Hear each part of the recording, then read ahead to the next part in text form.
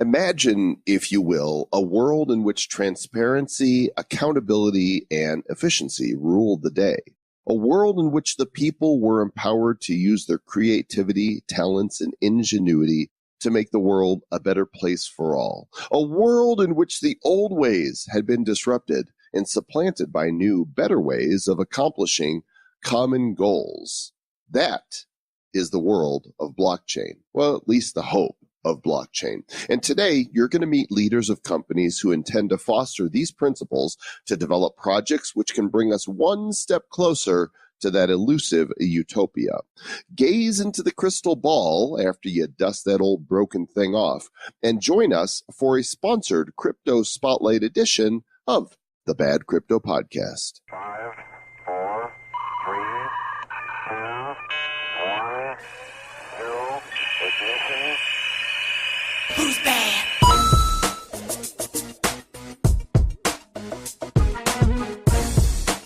I don't know, Mr. Joe Com, but my crystal ball's not dusty. I keep that thing. I keep that thing clean, man. It's like, how do you think I see the future so well, Mr. Joe Com? Well, what am I going to say in the next minute? Well, it's not important. Well, thanks.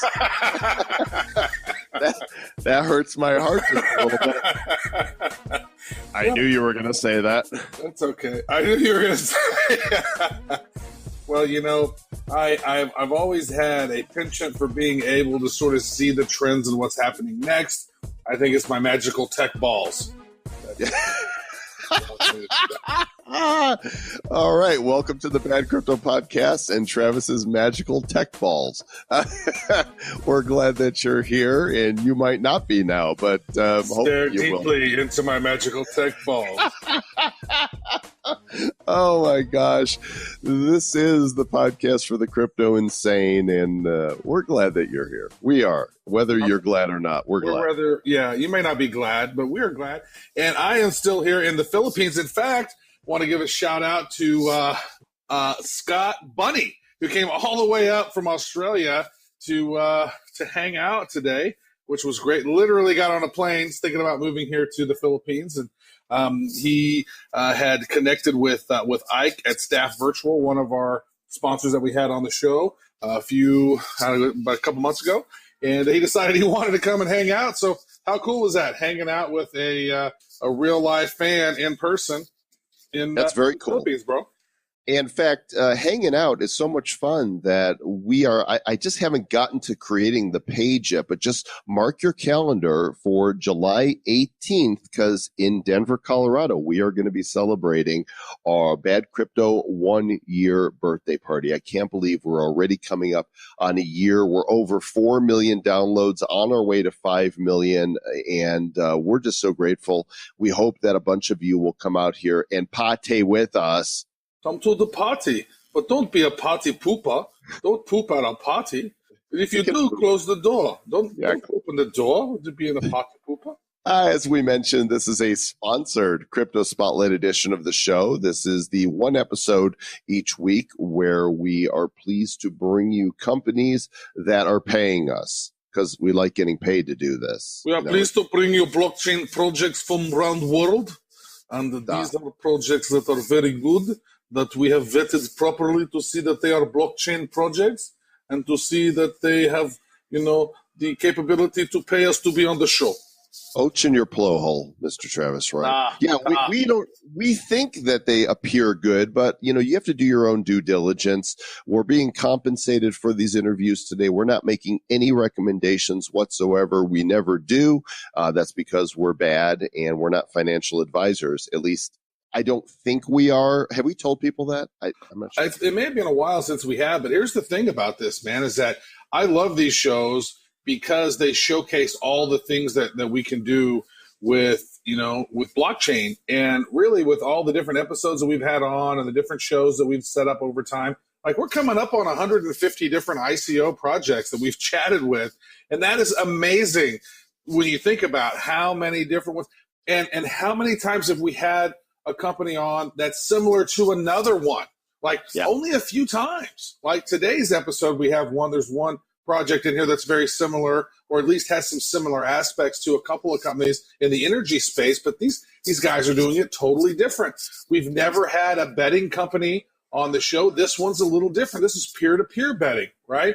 And so this whole spotlight right here, again, different company, TrustaBit, they're doing something totally different than any other company that we've had. So some people look at this and go, oh my God, you guys are shilling, you guys are having these sponsored shows and blah, blah, blah. Well, yeah, for one, you have these great projects that we vet on the show, but we have expenses and people that are working on the show to help this show become, what it is today. And so, you got to make money if you're spending time on something. And if not, then not. But these are great. These are really cool projects that we are showcasing this week. I think it's fun. I think it's fun to talk to all the different things you can do with blockchain. It is. And we could tell from our data, there's only a small minority of our listeners that don't listen to the crypto spotlights. And I think there are people that they're not interested in the projects. They just want to know about Bitcoin and EOS and all that in the news and all that. But we're fascinated by it. All right. Well, let's do this thing then. Here's our crypto spotlights. Boom. Mr. Travis Wright, I bet you can't get through this interview without asking if the technology is fully baked. You're going down, Joel Comm. I don't care what you say. It does not matter because you're going down. All right. Well, there you go. But, with the guest we have here for this particular project, we could actually take that bet and put it on the blockchain. And you're going to be sending me MEVU tokens. Kelvin Coelho is the project lead on MEVU, MEVU. MEVU.bet is the website, a peer-to-peer decentralized network that allows people to bet on anything, anytime, against anyone, and I'm guessing anywhere. So, Kelvin, welcome to Bad Crypto. Thank you for having me on the show. Yeah, we're glad you're here. So is that could I make a simple bet like that with Travis on the MEVU platform? You could. So yeah, it would be a custom bet on the platform, but our focus is more on sports bets and esports bets. Well, things Travis says, that's sports. Yeah. Very sports volley. I bet you $1 that the orange commodities will be higher, Mortimer. Wait, what was the other guy's name? Mortimer and what? I don't know. Duke. Their last name was Duke. Yeah, the Duke brothers, that little trading places throwback there for Winthorpe. No, it wasn't Winthorpe. That was Winthorpe. No, yeah, Winthorpe was that. Yeah, Ackroyd. Yeah, don't know. So, Kelvin, what's the deal here? What's the problem that we need a blockchain solution to be able to bet? Yeah, so right now, if you were to place a bet on a sports book, right, there's no transparency there. So these guys, along with setting their own odds, which are usually unfavorable, I'm sure you've heard the phrase, the house always wins, right? So these guys are setting odds at unfavorable lines here, and then you have to trust that as you deposit money into their platform that they're holding it securely for you, and that if you do win and you want to withdraw those winnings, that you're actually going to get paid out. And then the house is kind of like, may the odds ever be in our favor. Right? Exactly, right? And then on top of that, when you do redeem the winnings, you have to deal with third parties, and then you got to trust them, and whether PayPal or Skrilla, and then deal with their waiting times. So the way we've done it now is we've been able to kind of remove a lot of that middleman stuff with our platform and reduce the fees from the traditional 10 to 15% down to 2 to 3%. On our platform, and then also open it up so it's more transparent, it's more fair, and bring the power back into the players' hands. Now, is this strictly peer to peer? And when you say MEVU, if you look at it, it's me versus you, right? Bet. Yep. Now, is this also like with a sports bookie? Right? Or is this all just only peer-to-peer betting? For at the beginning, it is going to be peer-to-peer. But let's say a sports book then wants to come on, and we have a bunch of smaller players placing $50 bets, and so the bookie wants to place let's call it $100,000. They would set the odd on our platform, and it's favorable. The players can all kind of team up and take the opposite side of that bet. And it would be a lot more automatic in the future, but on launch. So we have an MVP coming out here in June. But on launch, which we're planning for September, it's going to be peer-to-peer, and then we'll improve upon that as we go along. Yeah, over the next 5. You have a quote here on the site from Bobby Scoff, the co-founder of Swish Analytics. He says the American Gaming Association estimates that $400 billion is spent each year, and 99% of it is illegal. Yeah, so it's kind of a ridiculously high number, but it's very hard to like pinpoint. Like nobody really knows a true, I guess, volume that are placed in bets per year, especially online sports. Like some numbers have been thrown around that's $4 trillion, right? So we wanted to take a more conservative approach here, but $400 billion is a lot of money. And a lot of it is done like illegally. So it's not through a registered sports book and not through, an operator that's licensed or anything like that. So then you run the risk of, issues of maybe placing bets on scam books, or maybe placing a bet on, some kind of a mafia syndicate. You don't know, right? With our platform, once again, that transparency, and you know exactly who you're placing that bet against. I have a question, because this is very, very timely. Like just this week, Delaware rolled out that they've just started sports betting, and Nevada is going to gain nationwide legal sports betting access. And so this stuff is rolling out now with Delaware and Nevada and some other states looking at it. And then, they're looking at legalizing sports betting nationwide in some cases. How does that impact what you guys are doing? Absolutely. So it's good because it's, I guess, removing a bit of that stigma that is like around, online sports betting. So it's going to become more of like a kind of a pastime. But then also it's not that great, because if things are moving that direction, some of the bigger players that are already in this space are going to gobble up a lot of that market. So where we have to like really bring some value is using our blockchain technology and, making it worth somebody's while to, get to learn a bit of blockchain right now. Because unfortunately, I'm a little bearish on the short term of blockchain, just because the UI and UX is just not there yet. You can imagine, some of the most active applications like CryptoKitties, they're using MetaMask extension plugins through Chrome. A lot of people that run the internet or use the internet right now, they could be like a 4-year-old toddler. They don't care how the internet works. It's just so easy to use. That's just not the case with blockchain. You have to have like a basic understanding of it and have to have all these other tools to be able to interact with it at this point. So over the long term, I think there's going to be a huge value add for sure. I'm very bullish over the long term of blockchain. But right now, what we have to do is we have to develop very simple, easy to use applications with UI and UX at top of mind. And that's kind of where our focus is. No Lambo or Moon tomorrow? Is that what you're saying? Like, I'm not going to speculate on anything in all right. investment. Next Sunday, Joel. Yeah. So I'm looking at your timeline here, and it looks like you guys did an invite-only beta for the Super Bowl, and then you're doing an open beta for FIFA for the World Cup. Are you on track for that? FIFA, Yeah. Joel. FIFA. FIFA. FIFA. Fifi. It's Fifi. Foo-foo. It's a dog.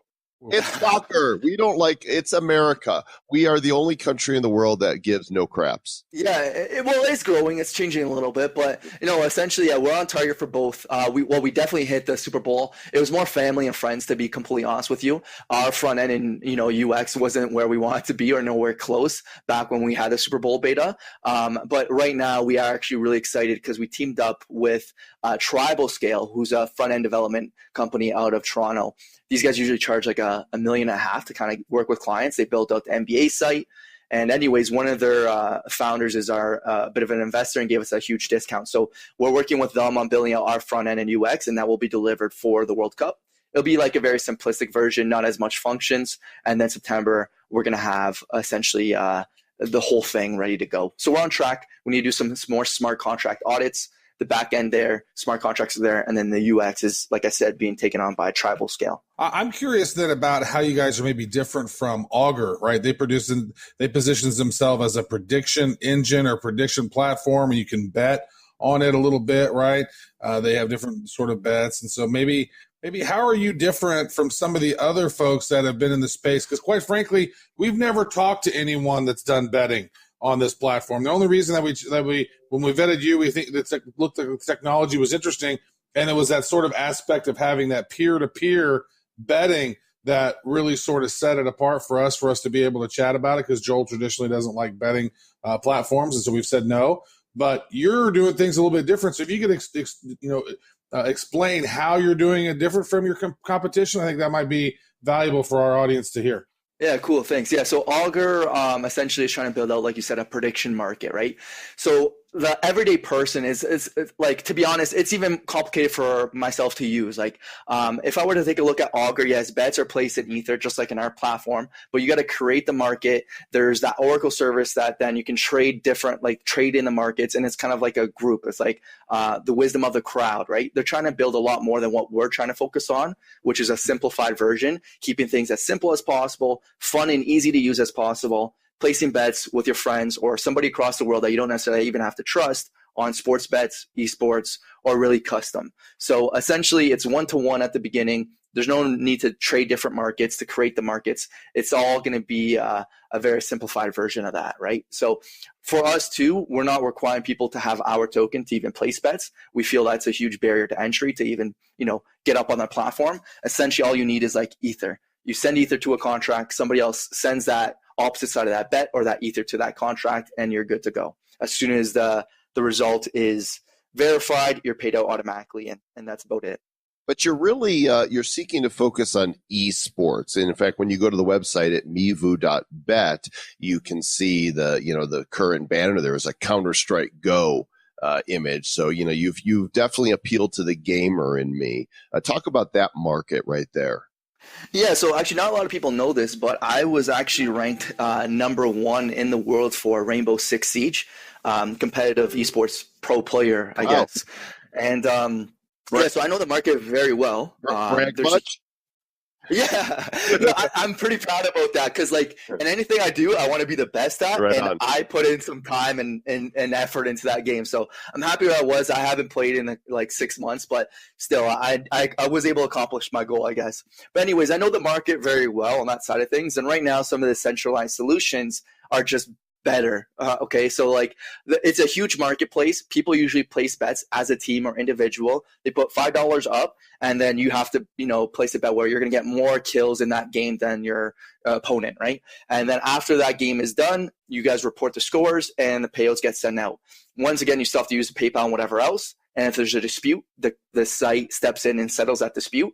But nonetheless, it's done like really well. So at this point, what we're looking to do is partner with esports and existing esports companies, which I have connections to kind of come on and be an official partner and use our like smart contract directly on their site, allowing their existing user base to place bets on, esports bets on our platform in a decentralized manner. So the fees will be a bit cheaper. Also, it'll be a lot faster, and it'd be, they'd have access to their Ether right away, whereas currently they wouldn't have access to their fiat. And also, like the esports community, they're kind of already starting to learn a lot more about crypto. I would say like they're one of the first movers. It's the kind of same market that we're targeting, so I think it's a perfect fit. And so, yeah, for sure, esports is a massive priority for us, and we're going to look to integrate partnerships to tap into it. Yeah, it's a great space. It's an interesting space. I'm curious, what sets your team apart from these other teams that are trying to do some of this? I mean, what gives you the confidence to say, you know what, we're going to kill this because our team has done this, this, and this? Like, tell us a little bit about your team and why you're so confident that you guys are going to be able to deliver on this promise. Yeah, so our team actually has been around the crypto community for, I'd say, a good time. I got involved heavily 3 years ago, and I went to every single meetup here in Waterloo.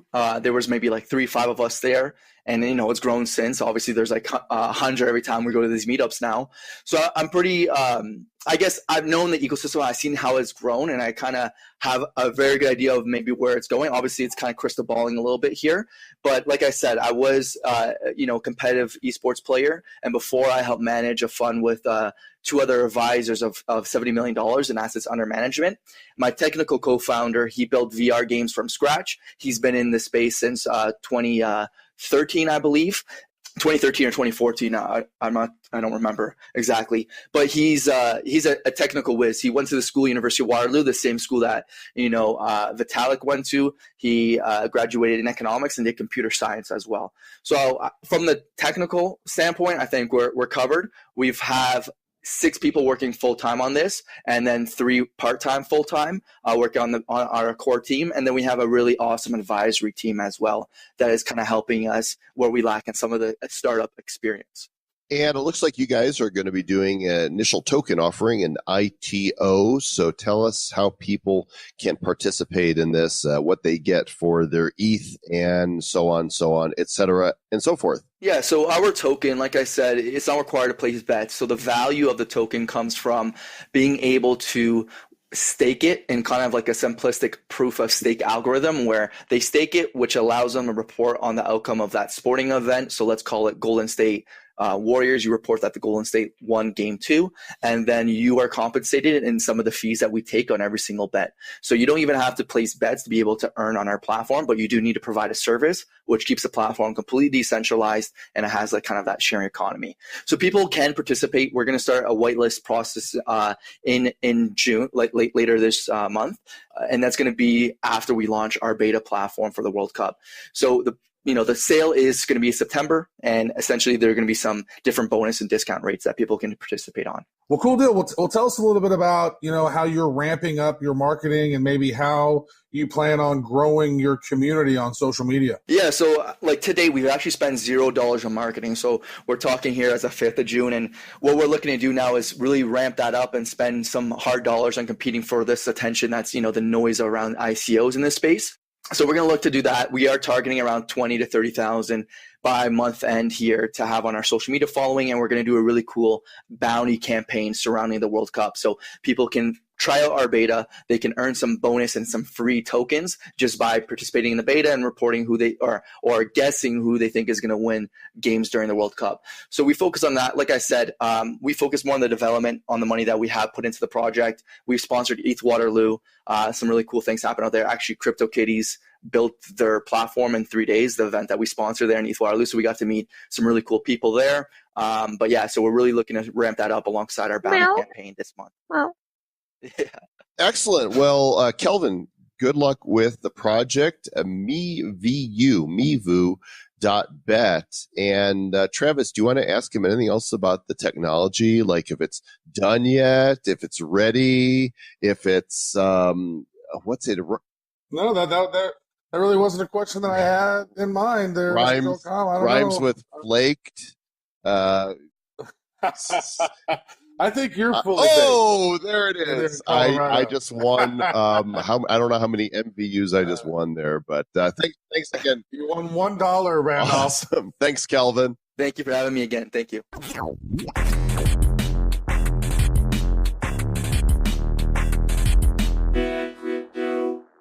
In the past, we've spoken with a number of companies that are building energy initiatives on the blockchain, and all of them, they vary, in different ways. And we're pleased to have with us several of the principals from BitLumens.com today. They're a decentralized blockchain-based micro-powered grid that intends to serve 1.2 billion people without access to electricity and banking. And we have with us Daniel Heller, who is the CFO, Veronica Garcia, the CEO, and the lead engineer, John Santos. Welcome all to Bad Crypto. Thank you so much for having us. Sure. Yeah, we're glad you guys are here. So I kind of alluded to the problem, here in the beginning, but maybe one of you can talk more about the fact that there's 1.2 billion people that don't have access to electricity and banking. Yeah, absolutely. So as mentioned in there, the problem it's huge, right? The scale of the problem itself, mainly in developing regions, it's really catastrophic. I mean, people cannot even charge their phones. Sometimes they spend anywhere between $8 and $12 per month trying to charge their phones. People in cities connected to the grid spend around 10 cents per year. So energy poverty, it's quite expensive. And these are people that actually have productivity, but they happen to live in areas that are outside of a city. So what we are trying to do is simply bring these solutions, this renewable power into these areas and tokenize the data, basically. So you guys are going to be distributing, from what your site says, you're going to be distributing solar powered devices into areas that maybe don't have a power grid already, and you're connecting them to the blockchain. So how are folks in these remote areas, how are they going to be able to use those devices? How does it help them build up their credit score, and how are they able to use banks now with these solar devices? And maybe how many solar devices are you planning on placing in all over the world? So right now we have a pilot ongoing in Guatemala, and the way it's built right now is we bring in solar panels with batteries, LED light bulbs, and cables to charge their phones. They pay for these devices in installments, and we collect also KYC data on each of them. KYC is Know Your Customer data. We evaluate whether the risk of default is too high or low. And if it's low, we will, of course, install the device in their homes. And they pay for the device in installments. And these installments are paid with BLS tokens. So if people do not pay our agents, the devices are locked and no electricity is coming out of the device. Well, you mentioned it's a BLS token. So that is the mechanism that the software is then used? Correct. And we are also building some sensors. Joao can explain a little bit that particular process. And these sensors measure things like power generation, power consumption, and carbon mitigation. So what ends up happening is you can buy BLS tokens, let's say in London, and send it directly to one of the devices and unlock it. And this is perfect for remittances and to pay for a particular service, let's say electricity, if our solar home systems or microgrids, or water in case we are installing solar pumps in those areas as well. Both of these technologies are very different. Like, for instance, solar pump would need around 250 panels, 6 of those 250-watt panels to be operating and running. Again, those pumps that we are going to connect in the system are going to use BLS tokens again. So whatever it is, a standalone type of solar or wind machine. So as you can imagine, those people live very far distance areas in rural areas. So you are adding sensors, current sensors, voltage sensors, and also air quality sensors to the solar panels. So adding some kind of intelligence to them and transmitting using low power wide area networks. We can also use like Wi-Fi with available to send all this data to the blockchain. So we can send information from their home to the server. We can control all these variables and check if everything's okay and send some team over there to fix if there's some kind of problem, those kinds of things. I'm looking at your timeline here, and it appears that you've already started your first pilot of this. And by the way, those of you following along, if you go to BitLumens.com, you can see the white papers in multiple languages and the timeline, the team, and some of the things we're talking about here today. So maybe you can talk about where the technology is right now and when you expect to roll things out. So the technology right now, it's being implemented in Guatemala. So we are starting with solar home systems because we did not want to take the risk of having a mini grid in place. So by collecting the data of how much power can we produce, how much do they consume, and how much these people pay, we can plan for at a later stage, hopefully at the end of this year, for a mini grid in those areas. And again, this mini grid will be connected, of course, with smart meters that will work with our smart contract and will allow peer-to-peer trading of energy between these villagers, I will call it. We, of course, again, tokenize this data. So whatever they are paying, we record in the system. And this will, of course, facilitate financial institutions to provide microloans for, let's say, better productivity of crops, like providing things like a solar pump to water crops. It's one of our main goals. Right now they use diesel generation, which is really expensive. They pay sometimes $85 per week to water their crops. We are trying to halve their costs And of course, all of these loans will be backed by BLS tokens. All right, and maybe if you want to talk about the team then, because I'm looking at your team page here, I see a lot of amazing people. It looks like, just from where you guys have been, Veronica, you've worked as an investment consultant for Credit Suisse, in UBS for Latin America Asset, and Zurich, and IBM Research, and there's a whole lot of interesting people on your team. So maybe talk about the highlights of your team members and why you guys feel that you're poised to be able to execute on this idea. Okay, so I used to work I can speak for myself, and then the rest of the team can talk a little bit about their backgrounds. I do think we put up a team that it's, knowing about particular technologies that are quite complex. One of them is data. We have a great data scientist.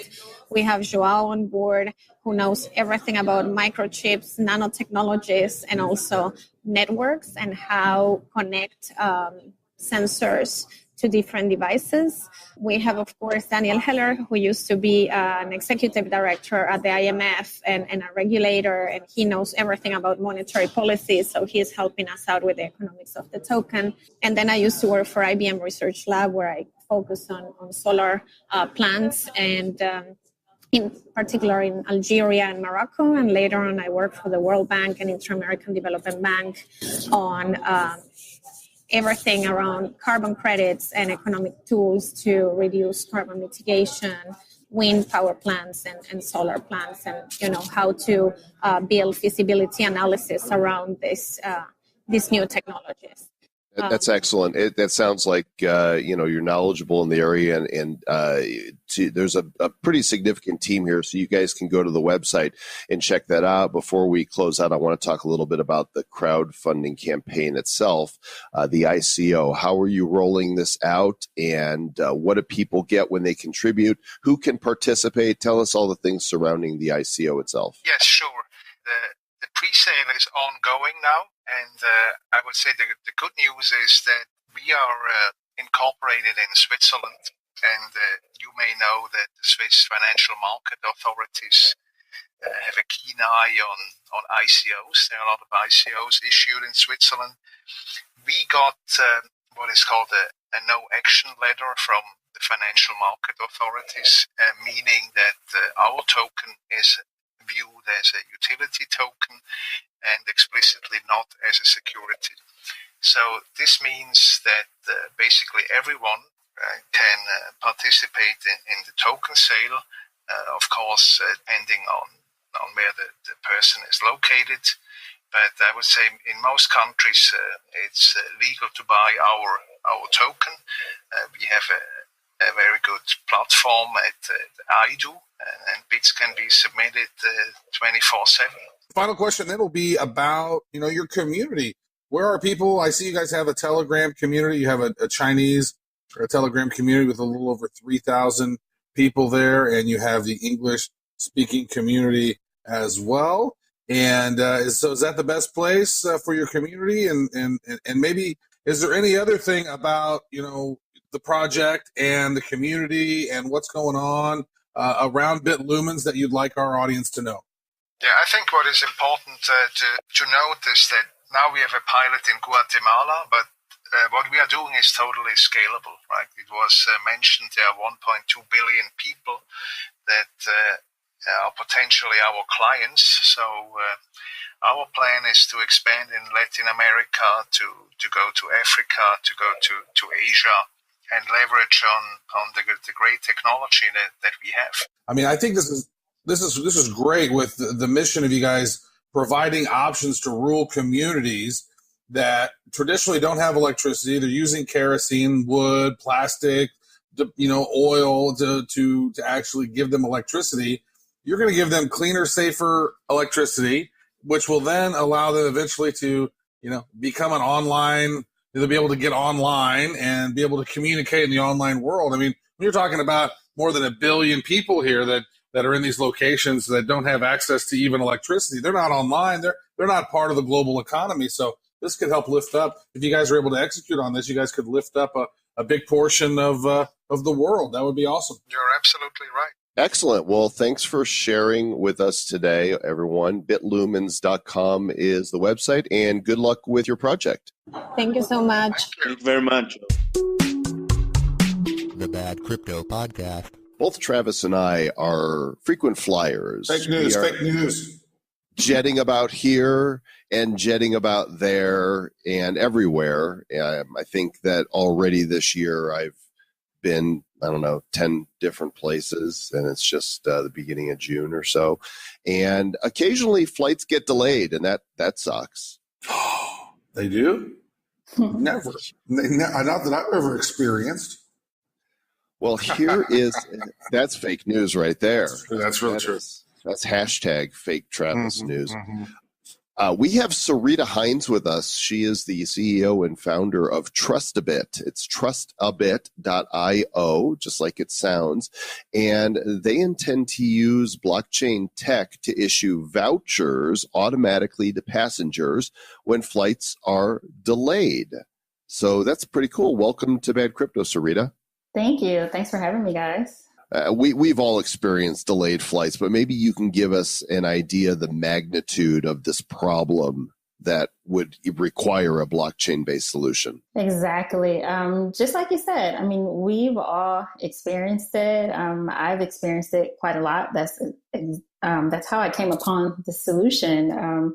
It's just basically, I used to build mining rigs. So after I did that, it was just like, okay, so what do I do next? It's just sitting in a corner, giving off all this heat, making a couple bucks a day. So why not use the underlying technology of it, which is blockchain, to actually apply it to a startup? So we were just thinking of something maybe like a sector that hadn't been already disrupted. So we thought upon transportation. And I like to say it was a plane flying overhead and that was the moment. But we just thought about travel specifically and what were some of the pain points. And for me, it was always like flight delay and how long it takes to get compensated and the manual process behind that. So we just started to think, well, how can we implement blockchain within that and maybe smart contracts to automate that process? And that's how we came upon TrustaBit. I have a question around this, Sarita, because I fly a lot, mostly through United, right? Mm-hmm. And I've had a couple of instances, like one where I was supposed to fly back from Singapore to the States, but instead I had to book another flight to fly to Dubai, to fly to Switzerland. And then I got a credit for X amount of money on a flight. But for me to get that credit, I have to be flying back from Singapore some other time to be able to use this credit. And it's attached to my confirmation code. It's really hard to actually pinpoint and find that credit. There was another flight that I took that I have a little bit of credit on, and it would be so handy if literally that credit was just attached to a blockchain code of some sort, credit that I could then just use on a future flight. Because right now, the way seems really confusing, and I've had a big problem with that. And I said, well, United, how am I supposed to get my credits on these flights that I've already booked? I've already given you this money on, and now I can't actually get them because I got to give you they don't make it easy. They don't make it easy to be found because they don't actually want to pay us that credit. I think they want to misconstrue it and make it hard. So how are you working with these airlines to actually get them to give us those credits? That's a great question. What I've been trying to work with the airlines, and what they already know, is that 27% of their revenue comes from business class customers alone. That's a huge number. So loyalty is really big for them. And our goal is to mobilize the traveling consumer. So what they're doing is frustrating you more. So you fly a lot. You're going to different countries. So you have the right to decide, okay, I'm not going to fly with you anymore. So those 7 business class trips I took with you, maybe I'll take 3 this year. You'll tweet about it and you'll let your followers know about it. And that spreads fast. So that's just our goal with them, is saying, hey, loyalty is everything. Treat your customers right and they'll treat you right. But also the thing with airlines is that they're using this antiquated system. So while the rest of the world is catching up and using all of these systems that talk with one another, the airlines kind of haven't yet. So it's hard for them to kind of get those systems that talk with each other when they're using mainframes that came out 25 years ago. So I think it's a slow process to get them to come up to speed with us to say, hey, you can use blockchain, our technology, and not only have like the airlines on the same blockchain, you can bring on hotels, rideshare, tour operators. So now this voucher that you issued from the airline, everybody can see it. It can be used at all these multiple locations, giving you more than 1 point of redemption.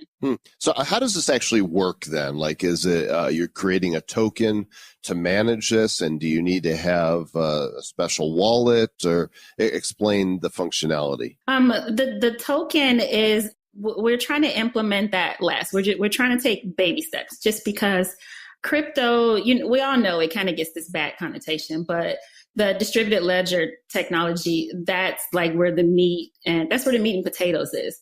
So what we're planning to use is Hyperledger Fabric, and there's no tokens associated with that. So we're planning to use that technology and say, hey, let's use this. This is an enterprise version of blockchain. You'll still have the same functionality of it. And then down the line, Ethereum is trying to build a bridge between between Ethereum and Hyperledger Fabric. So you can use the tokens between it. Now we can bring into the tokens and say, well, okay, now every 15 minutes a user's flight is delayed. Not only will you give them a voucher, how about we give them the tab tokens as well? So now they can use that for in-flight services, in-flight purchases as well. Is that a set amount then? Like, are you negotiating something across all of the airlines at 15 minutes equals this much in voucher? Or is each one going to be different? Because you know how it is now. They bid, they kind of bid. We need passengers who are willing to give up, and we'll give you a voucher of this much if you can't, we don't get you on this flight. I think it's trial and error. Especially like with the airline industry, I think it's hard for them to accept cryptocurrency upfront. I think it's going to take a couple of years before they really implement that. But the distributed ledger technology, I think they'll do that within a couple of years. But down the line, I do see them implementing that. It's just a matter of time. Good deal. Well, my question then would be around your technology, where you are today, right?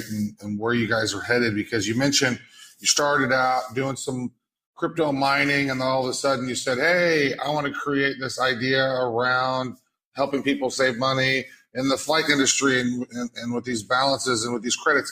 How are you guys going to do that? And how far is your technology today? Like where are you and where are you headed? Because a lot of our listeners really want to know where the technology is at the time of the ICO, because a lot of people say, hey, I got this great idea on a white paper, but that's not cutting it for a lot of people anymore. How are you guys and where are you right now? That's a great question. We've been kind of using that hashtag more than a white paper. Even before we've accepted anyone's money, we've already been doing like some pre-development. So users can go look at app.trustabit.io. So that's like our pre-MVP that we've been showing to the airline company of a possible workflow that a user would be able to walk through and see. Eventually, TrustaBit will be in a white label status so that the user, they wouldn't know that TrustaBit existed at all. We want to be integrated into like the users, into like United's wallet. So they can go and see like the progress we've made so far. So we are more than just a white paper. More than just a white paper, more than the pretty face. I want to know why Travis is getting all the compliments with his questions, and I haven't gotten any yet. It feels really one-sided to me. Well, that's because your questions aren't very good, Joel. I mean, you need to up-level your game, bro. Now the pressure's on. I don't know that I could ask. I don't know that I could ask any more questions. So, to explain how the ICO is going to happen, then at what point will this be available for a private sale and a public sale?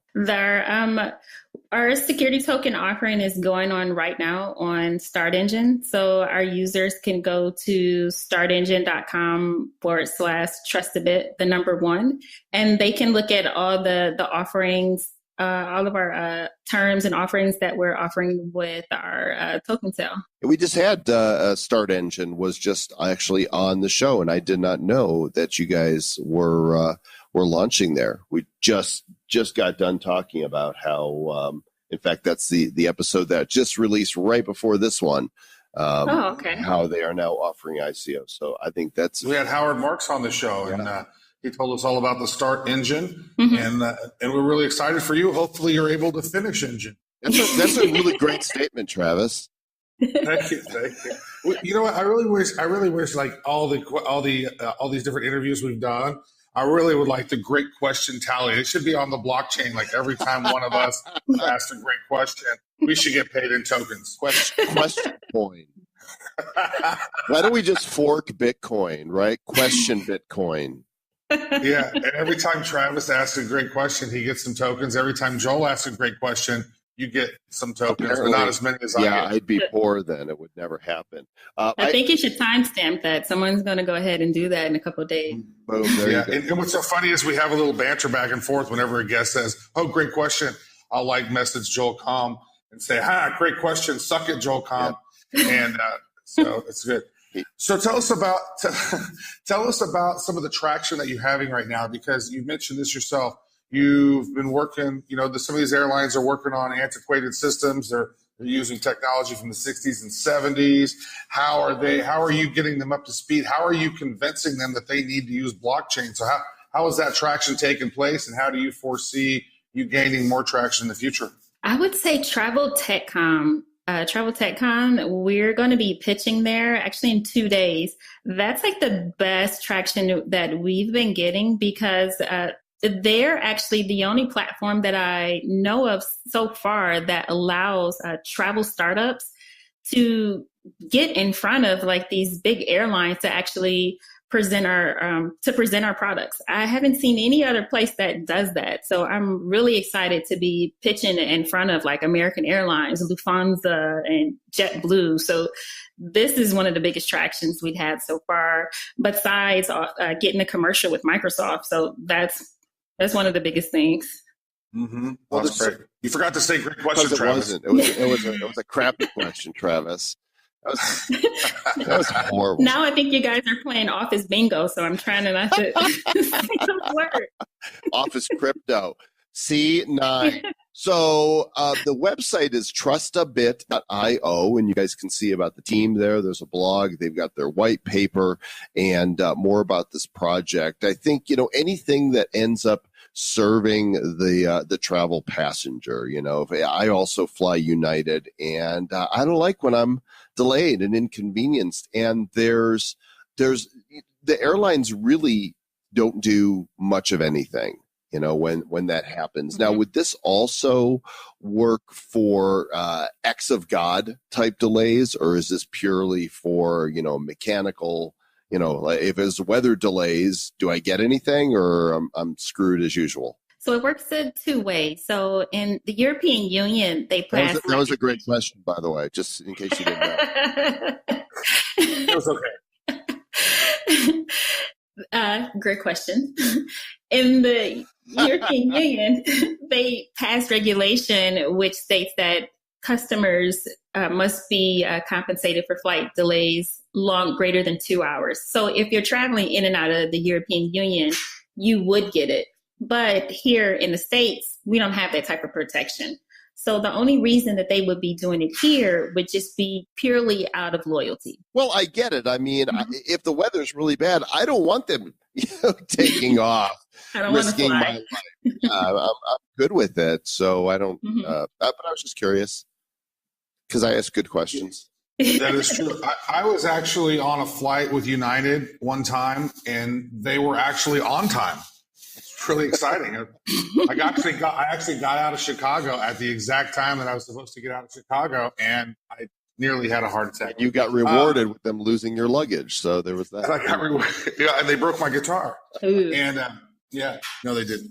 I should write a song. So this is interesting. So tell us then about, the token. Like, what does the token do? How does this work within the ecosystem? And how are people able to participate in your ICO, your initial token offering? And who is able to participate? Is there any exemptions in any countries that maybe are too over regulatory and grumpy about things like this? That's the great thing about Start Engine, that there's no restrictions to who can. Actually, there is one. So if you're in New York, I'm sorry, you can't participate in our token sale.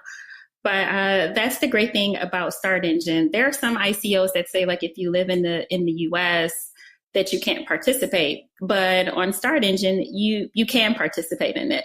So that's one of the reasons why we chose it. And we are accepting international investors as well. Excellent. Well, this is definitely a project that we're going to keep our eye on. And where are you guys building your community then so people can engage with you? That is a great question as well. How about that? Now she's just playing, both sides here. This is, it's like it's so true. She is playing favorites now, and she's patronizing me. And now I'm not very happy. You get a trophy, and you get a trophy. Everybody gets a trophy. I like you guys. You can, you guys can find us on Telegram. So go look at TrustaBit, and you can find us on Telegram.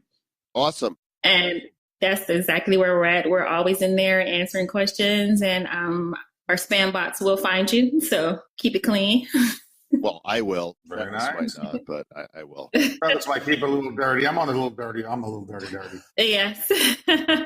I'm bad, but he's really bad. Well, thank you so much for joining us here then, Sarita, and best of luck with TrustaBit, your project. Thank you. I hope it flies high. Oh, snap. I hope it takes off. Mm-hmm. I hope you come in for a smooth landing. I appreciate that. You guys have a great day. And Travis, you asked about the utility of the token. It's on our. I didn't have time to get to that, but it's definitely on our Start Engine tab. I don't want the users to think we don't just have a utility. It's right there. It explains it. Perfect. We'll remain buckled in at all times until the plane stops. And good luck for sure. We'll be keeping an eye on it. Good stuff. Please do. Thank you, guys. Well, there you have it. Another episode of the ICO Crypto Blockchain Spotlight, where we bring you companies that are doing cool stuff with tokens or blockchain, or companies that are doing cool stuff in the crypto space. And there it is. So another 3 companies that are badass, doing badass things. If you're with a company that is doing something cool in the blockchain, you want to be on the show, reach out to us. And of course, if you just want to reach out to us just because you're like, I want to reach out to Travis and Joel just because I want to say hi, I want to give them feedback, I want to ask a question, I want to do a review, whatever. badcryptopodcast@gmail.com is the easiest way to do that. Or you can go to our website at badcryptopodcast.com. Click the contact Travis and Joel link, or it might be contact Joel and Travis. I don't know. Whatever it is, it has contact Joelvis. Contact Joelvis. And be sure to subscribe to the show wherever you are, because we like that in the iTunes and all the places that allow you to subscribe. That's what alerts the algorithm of their services to know that people are listening and to help us stay ranked, because the more ranked we are, the better we're ranked. And that's true. Stay bad. Cause stay bad. Because stay bad.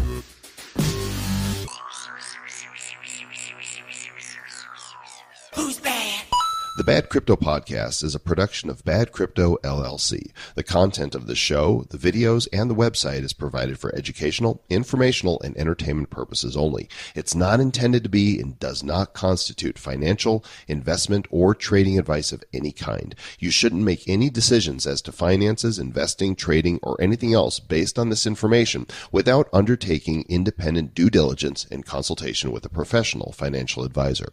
Please understand that the trading of Bitcoins and alternative cryptocurrencies have potential risks involved. Anyone wishing to invest in any of the currencies or tokens mentioned on this podcast should first seek their own independent professional financial advisor.